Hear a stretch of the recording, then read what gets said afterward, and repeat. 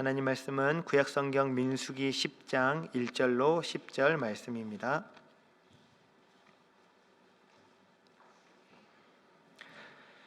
민수기 10장 1절로 10절 말씀, 저와 성도님들이 한 절씩 교독하시겠습니다. 여호와께서 모세에게 말씀하여 이르시되 은나팔 둘을 만들되 두들겨 만들어서 그것으로 회중을 소집하며 진영을 출발하게 할 것이라. 나팔 두 개를 불 때에는 온 회중이 회막문 앞에 모여서 네개로 나아갈 것이요 하나만 불 때에는 이스라엘의 천부장된 지휘관들이 모여서 네개로 나올 것이며, 너희가 그것을 크게 불 때에는 동쪽 진영들이 행진할 것이며 두 번째로 크게 불 때에는 남쪽 진영들이 행진할 것이라. 떠나려 할 때에는 나팔 소리를 크게 불 것이며 또 회중을 모을 때에도 나팔을 불 것이나 소리를 크게 내지 말며 그 나팔은 아론의 자손인 제사장들이 불지니 이는 너희 대대의 영원한 율례니라. 또 너희 땅에서 너희가 자기를 압박하는 대적을 치러 나갈 때에는 나팔을 크게 불지니 그리하면 너희 하나님 여호와가 너희를 기억하고 너희를 너희의 대적에게서 구원하시리라. 또 너희의 희락의 날과 너희가 정한 절기와 초하루에는 번제물을 드리고 화목제물을 드리며 나팔을 불라. 그로 말미암아 너희의 하나님이 너희를 기억하시리라. 나는 너희의 하나님 여호와니라. 아멘. 어제 우리는 성막 위에 임한 그 구름을 따라 순종하며 이동했던 이스라엘 백성의 모습을 함께 살펴보았습니다. 그들은 구름의 움직임을 여호와의 명령으로 알고 하나님의 임재와 인도하심 가운데에 순종하며 걸음을 옮겼습니다. 그들의 모습을 통해 우리 역시 지금도 변함없이 우리와 함께 하시며 우리를 인도하시는 그 하나님을 신뢰해야 함을 함께 배울 수 있었습니다. 그렇다면 하나님께서는 그분의 인도하심을 백성들에게 어떻게 전달하셨을까요? 오늘 본문인 민수기 10장을 보면 하나님은 단지 구름 기둥으로만 그들을 인도하지 않으셨습니다. 하나님은 그 뜻을 백성에게 명확하게 전달하시기 위하여 은나팔 둘을 만들어 사용하게 하셨습니다. 민수기 10장에서 하나님은 모세에게 은나팔 두 개를 만들어 불라고 말씀하십니다.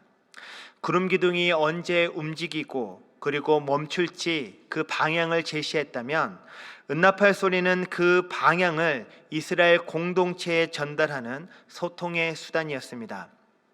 광야에서 수백만 이스라엘 백성이 생활하고 있었기에 하나님의 인도하심을 모두에게 알리려면 큰 소리가 필요했습니다. 하나님은 은나팔 둘을 만들고 그곳으로 회중을 소집하며 진영을 출발하게 할 것이다 라고 말씀하셨습니다. 조용하던 광야에 나팔 소리가 울려 퍼지면 백성들은 이제 우리가 떠날 때가 되었구나 라고 생각을 하고 텐트를 걷고 짐을 꾸렸을 것입니다. 나팔 소리는 다양한 상황에서 각기 다른 방법으로 사용되었습니다. 예를 들어 나팔 두 개를 길게 불면 온 회중이 회막 앞에 모이라는 신호였습니다. 반면 한 개만 길게 불면 족장들, 즉 지도자들만 모이라는 뜻이었고, 또 짧고 끊어지는 급한 나팔 소리를 내면 동쪽 진영이 행진을 시작하고 다시 한번 짧게 울리면 남쪽 진영이 뒤따라 출발했습니다. 이처럼 은나팔 두 개는 하나님의 뜻을 공동체에 소통하는 도구로서 역할을 했습니다. 구름 기둥이 방향을 이끌어가는 그 방향을 시각적으로 제시했다라고 한다면 나팔은 그 메시지를 청각적으로 전달했습니다. 하나님은 보이는 표식과 들리는 소리를 통해 백성들이 길을 잃지 않고 함께 행진하도록 세심하게 인도하신 것입니다. 광야 생활 중에 어떤 때는 머물고 어떤 때는 이동하고 또 전쟁에 대비하고 함께 예배하는 등 삶의 모든 영역에서 하나님의 지시하는 나팔 소리로 백성에게 전해졌습니다. 하나님께서는 자신의 뜻을 모세에게만 혼자 알려주시고 그리고 모세만 알게 하신 것이 아니라 온 공동체가 알아듣도록 소통하신 것, 이것이 바로 나팔의 중요한 의미입니다. 민수기 10장에서 하나님께서 나팔을 불게 하신 사람들은 누구입니까? 바로 아론 자손 제사장들이었습니다. 나팔은 아무나 부는 것이 아니라 하나님께서 철저하게 구별한 사람들, 곧 제사장들에게만 이 일을 맡기셨습니다. 그 이유는 나팔은 하나님의 뜻을 전하는 도구였기 때문입니다. 나팔은 아무에게나 맡길 수 없는 거룩한 도구였습니다. 구름이 하나님의 뜻을 시각적으로 보여준다라고 말씀드렸고, 이 나팔은 그 뜻을 공동체에 전하는 수단이었다라고 말씀드렸습니다. 그리고 이 나팔을 누가 언제 그리고 어떻게 불러야 할지를 하나님께서 친히 정하시고 그들에게 가르쳐 주셨습니다. 하나님의 인도하심이 단순한 어떤 방향 제시에만 있는 것이 아니라 그 하나님의 질서와 방법 안에서 이 모든 것이 이루어진다라는 것을 보여주신 것입니다. 우리는 하나님께서 주신 그 길보다 더 나은 길을 선택할 수 없습니다. 때때로 우리는 더 나은 길이 있다, 더 나은 방법이 있을 것이야 라고 하면서 나의 어떤 경험과 나의 생각으로 하나님의 방법과 하나님의 길을 대신하고자 합니다. 그러나 아담과 하와가 그 길을 가보려 했지만 그 결과는 치명적인 실패였던 것처럼 그들의 실패 이후에도 수많은 사람들이 하나님의 방법이 아닌 자기 방법으로 살다가 넘어지고 말았습니다. 사단은 우리에게 끊임없이 속삭입니다. 괜찮다고, 그 정도는 다들 한다고, 또는 사랑하니까 주님은 분명히 이해해 주실 것이다 라고 말합니다. 그러나 하나님의 말씀은 분명히 선을 긋고 있습니다. 하나님은 우리에게 무질서함을 기뻐하지 않으신다라고 말씀하십니다. 아무리 선한 의도라도 하나님의 방식과 하나님이 구별하신 사람을 통해서만 하나님의 뜻은 온전히 이루어질 수 있습니다. 이것이 바로 구별됨의 본질입니다. 하나님은 모든 일을 아무나 그리고 아무 때나 그리고 아무 방식으로 일하시는 분이 아니십니다. 하나님이 정하신 방법과 순서가 있으며 그 질서에 따라 움직이는 것이 하나님의 뜻입니다. 그러나 현실을 돌아보면 많은 그리스도인들이 이 땅을 전쟁터가 아닌 그저 운동장처럼 여기며 살아갑니다. 삶은 치열한 영적 싸움터인데 죄에 대한 경계심 없이 살아갈 때가 많습니다. 우리의 적은 사탄이며 그는 우는 사자와 같이 우리를 삼키려 하고 뱀처럼 교묘하게 우리를 미혹합니다. 사탄은 언제나 죄를 무해하게 포장하여 다가옵니다. 예수님을 시험한 사탄의 첫 번째 시험은 먹는 것이었습니다.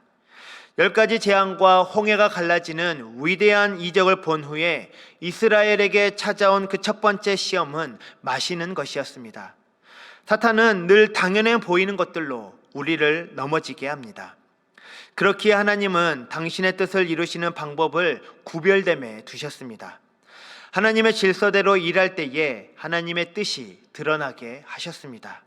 이 세대를 본받지 않고 마음이 변화되어 하나님의 뜻이 무엇인지 분별하라 하셨습니다. 하나님은 당신의 뜻을 이루기 위해 우리를 죄로부터 속량하시고 그렇게 구별하신 자들을 택하신 족속 그리고 왕같은 제사장이라고 부르셨습니다. 하나님께서 우리를 세상에서 불러내시고 거룩한 백성으로 구별하셨다는 이 선언은 단지 죄를 피하라는 명령에 그치지 않고 우리로 하여금 세상 속에서 경건하고 빛나는 삶을 살도록 부르신 것입니다. 바울은 우리의 본성이 변화되었기에 이제는 하나님이 주신 믿음의 분량대로 지혜롭게 삶을 살아야 한다라고 말하고 있습니다. 우리가 하나님의 은혜를 받은 자라면 이제는 하나님의 그 말씀대로 세상과 구별된 삶을 살아야 합니다. 우리는 그 삶을 살 수 있는 능력을 이미 받았습니다. 예수님의 은혜 안에서 성령님의 그 능력으로 우리는 그 길을 걸어갈 수 있습니다. 우리가 계속해서 빛 가운데 걸어가면 하나님의 은혜는 우리를 지키시고 구별된 삶을 통해 원수는 패하게 될 것입니다. 마지막으로 민수기 10장 9절로 10절 말씀을 보면 하나님께서 나팔 소리에 반응하여 당신의 백성을 기억하시겠다라고 말씀하십니다. 이스라엘 백성이 전쟁에 나설 때에 나팔을 불면 그것은 단순한 신호가 아니었습니다. 전쟁 준비와 사기 진작, 그리고 승리의 선언 등 다양한 의미가 담겨 있었지만 가장 중요한 것은 하나님께서 그 소리를 들으시고 백성을 기억하신다라는 것입니다. 나팔 소리는 백성들의 결단이자 하나님을 향한 기도였으며 하나님의 임재를 구하는 간절한 외침이었습니다. 나팔은 전쟁 상황뿐 아니라 기쁨의 날과 절기에도 사용되었습니다. 세 달이 시작되는 초하루나 절기마다 나팔을 불며 번제와 화목제를 하나님께 드렸습니다.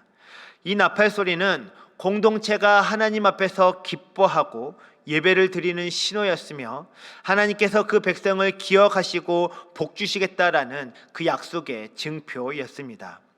하나님 앞에 올리는 기쁨의 표현, 그것이 나팔의 또 다른 의미였습니다.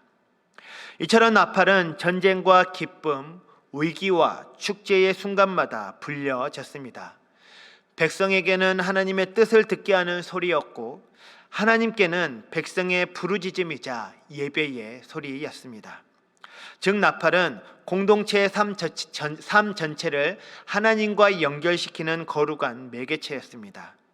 하나님은 그 나팔 소리를 들으시고 백성을 기억하시며 싸워주시고 기뻐하시고 복을 주시는 분이셨습니다. 성경에서 기억한다라는 것은 단순히 떠올리는 것이 아니라 함께 하시고 끝까지 인도하시겠다라는 언약적인 행동을 뜻합니다. 이 의미를 가장 잘 보여주는 것이 바로 시편 23편에 나오는 목자의 모습입니다. 다윗은 여호와는 나의 목자시니 내게 부족함이 없으리로다라고 고백합니다. 목자는 단지 양에게 먹을 것을 주는 존재가 아니라 양의 모든 삶을 기억하며 인도하고 보호하는 이입니다. 푸른 풀밭과 쉴만한 물가로 인도할 뿐만 아니라 사망의 음침한 골짜기에서도 막대기와 지팡이로 함께하며 안위를 주는 분입니다. 특히 시편 23편의 마지막 부분에서 목자는 양의 머리에 기름을 붓습니다. 광야에는 날카로운 가시가 많은 풀들이 있고 그늘을 주는 나무들조차도 가시를 품고 있어서 양이 풀을 뜯다가 얼굴과 그리고 머리에 상처를 입는 일이 많았습니다. 그래서 목자는 양이 우리로 돌아올 때 문 앞에서 기다리며 그 상처를 살피고 기름을 발라 치료해 줍니다. 양이 우리를 떠날 때부터 돌아올 때까지 그 모든 과정을 기억하고 함께하는 존재가 바로 목자입니다. 하나님은 이와 같이 우리의 모든 여정을 기억하시는 목자 되십니다. 우리의 연약함과 상처를 외면하지 않으시고 우리를 돌보시고 치료하는 분이십니다. 사랑하는 성도 여러분, 우리는 오늘 민수기 10장의 말씀을 통해 하나님께서 그의 백성을 소통과 구별과 기억하심 가운데 인도하시는 당신의 그 방법을 살펴보았습니다. 하나님은 당신의 뜻을 모세에게만 알리신 것이 아니라 은나팔 소리로 온 공동체와 명확히 소통하셨습니다. 그 나팔 소리는 단지 신호가 아니라 모든 백성이 하나님의 인도하심에 응답하는 그 부르심이었습니다. 그리고 그 소중한 사명을 맡기신 이는 하나님께서 거룩히 구별하신 제사장들이었습니다. 하나님은 언제나 당신의 방법과 질서 가운데 일하시며 우리를 그 구별된 삶의 자리로 부르고 계십니다. 그런데 이 나팔 소리의 중심에는 단지 명령과 구별만이 아니라 더 깊은 하나님의 마음이 담겨 있습니다. 그것은 바로 하나님께서 우리를 기억하신다는 것입니다. 우리가 부르짖을 때에 전쟁 같은 삶의 한복판에서 주님의 도우심을 구할 때, 기쁨과 감사로 하나님을 예배할 때 하나님은 우리의 소리를 들으시며 기억하십니다. 하나님이 우리를 기억하신다는 것은 단순한 회상이 아닙니다. 그것은 함께 하심의 약속이며 보호하심의 보증이고 회복하심의 능력입니다. 목자 되신 하나님은 우리의 삶을 친히 기억하시고 가시밭 광야에서 찔려 돌아오는 양의 상처에 기름을 바르시듯 오늘도 우리의 지친 심령 위에 회복의 은혜를 부어 주십니다. 혹 지금 하나님이 나를 잊으신 건 아닐까? 그런 마음의 질문을 품고 계시다면 이사야 49장의 말씀을 기억하시기 바랍니다. 여인이 어찌 그 젖먹는 자를 자식을 잊겠으며 자기 태에서 난 아들을 긍휼히 여기지 않겠느냐? 내가 너를 내 손바닥에 새겼고 너의 성벽이 항상 내 앞에 있나니 라고 말씀하신 그 하나님께서는 결코 우리를 잊지 않으십니다. 우리는 하나님의 손바닥에 새겨진 존재입니다. 하나님은 우리의 이름을, 우리의 삶을, 그리고 기도를 잊지 않고 기억하십니다. 우리를 위해 목숨까지 내어주신 선한 목자 예수 그리스도 안에서 우리는 안전하며 영원히 기억되는 존재입니다. 바쁘고 분주한 이 시대 한복판에서 땅만 바라보던 우리의 시선을 이제 하늘로 올리시기 바랍니다. 그 하늘에는 지금도 우리를 바라보시는 그 하나님이 계십니다. 그리고 오늘도 은나팔 소리처럼 선명하고 따뜻하게 우리 각자를 부르고 계십니다. 이 하나님의 은혜가, 이 하나님의 음성을 듣는 오늘 하루 되시기를 주님의 이름으로 축복합니다.